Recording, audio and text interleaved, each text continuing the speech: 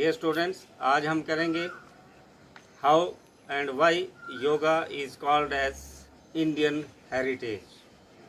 हमने पीछे कहा था why the games and sports are called as Indian cultural heritage.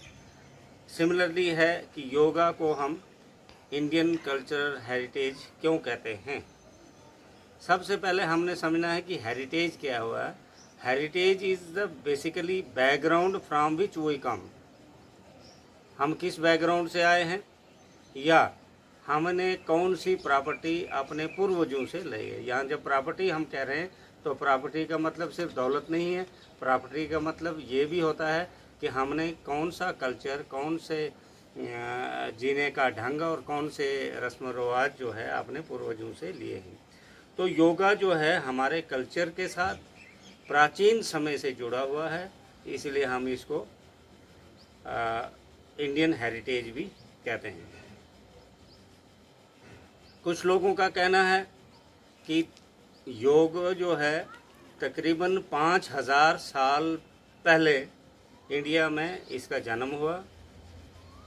बेशक इसके बारे में कोई रिटन तथ्य या रिटन एविडेंस हमारे पास नहीं है, लेकिन ज़्यादातर लोग ये बिलीव करते हैं कि इसका जन्म तकरीबन 5000 साल पहले हुआ था।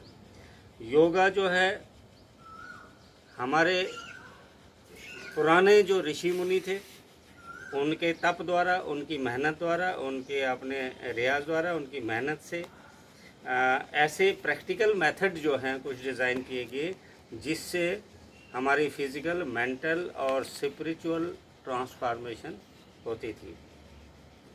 आइए हम थोड़ा सा डिस्कस करते हैं कि किस पीरियड में कैसे योग का जन्म हुआ। प्री वैदिक पीरियड मीन्स जब वेदास का जन्म नहीं हुआ था। 4 वेद होते हैं हिंदू धर्म के हिसाब से।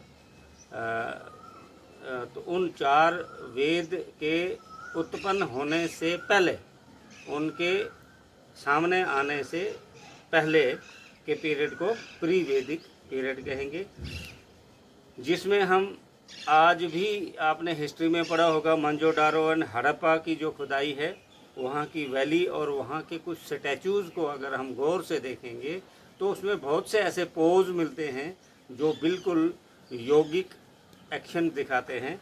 तो इससे हम बोल सकते हैं कि प्री वैदिक टाइम में भी योग का अभ्यास किया जाता था। फिर वैदिक पीरियड आ गया। वैदिक पीरियड में द वर्ड युंजेट ऋग्वेदा में यूज़ हुआ है, जिसका आइडिया जो है योगा से मिलता है और जिसका अर्थ है अपनी सेंसेस को कंट्रोल करना। कुछ योगा के कंसेप्ट जो हैं वेदास से भी उत्पन्न हुए हैं और उस समय योग जो है वो शागिर्द या स्टूडेंट्स को कंपलसरी करना होता था। उस वक्त की शिक्षा मदरसों में और जो आश्रम थे उनमें गुरुकुल जिनको बोलते थे, वहाँ पर गुरु के जिसको आज हम टीचर कहते हैं, उस वक्त गुरु जो है वो शिक्षा दिया करता था। तो योगा एक कंपलसरी सब्जेक्ट जो है वो उस वक्त माना जाता था।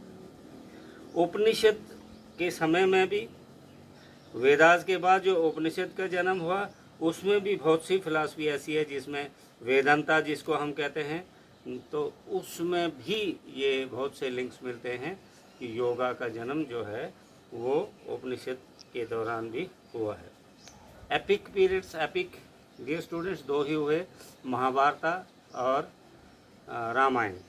आजकल आप टीवी पर आपने सीरियल महाभारत भी देखा होगा और रामायण भी देखा होगा। तो इसमें बहुत ज़्यादा अष्टांग योग का जो है जिक्र मिलेगा, बहुत ज़्यादा इसका जो है मेंशन मिलेगा। और गुरुज़ ने बहुत ज़्यादा स्ट्रेस दिया यहाँ, जबकि भगवान राम जब अपने गुरु के पास शिक्षा लेने के लिए गए थे, भगवान कृष्ण गए थे या पांडुज जो हैं वो गए थे, तो उनको योगिक शिक्षा जो है बहुत ज़्यादा दी जाती थी। तो उसमें गीता सबसे इम्पोर्टेंट है और गीता आज भी अगर हम पढ़ेंगे तो उसमें ज्ञान योग, भक्ति योग, कर्म योग, ये सब जो है मेंशन किया जाता है। उसके बाद आता है सूत्र पीरियड, जिसमें पतंजलि सामने आए और पतंजलि ने योग सूत्र तकरीबन 147 एडी के आसपास अष्टांग योग का जन्म लिया। मतलब अष्टांग योग 147 एडी के आसपास पतंजलि ने शुरू किया। 8 प्रकार का जो हमने डिटेल में आपको समझा दिया है। उसके बाद आ गया स्मृति पीरियड। प्राणायाम और दूसरे जो प्यूरिफिकेशन वाली टेक्निक थी वो इस पीरियड में उनका जन्म हुआ। तो इन सारी बातों से हम ये कह सकते हैं कि योगा जो है हमारे पूर्वज किया करते थे, सदियों से पहले किया करते थे। इसका जन्म ऋषि मुनियों के वक्त का हुआ है और तब से लेकर आज तक ये जनरेशन आफ्टर जनरेशन जो है चलता आ रहा है। इसलिए हम कह सकते हैं कि योग हमारा इंडियन हेरिटेज है। Thank you very much.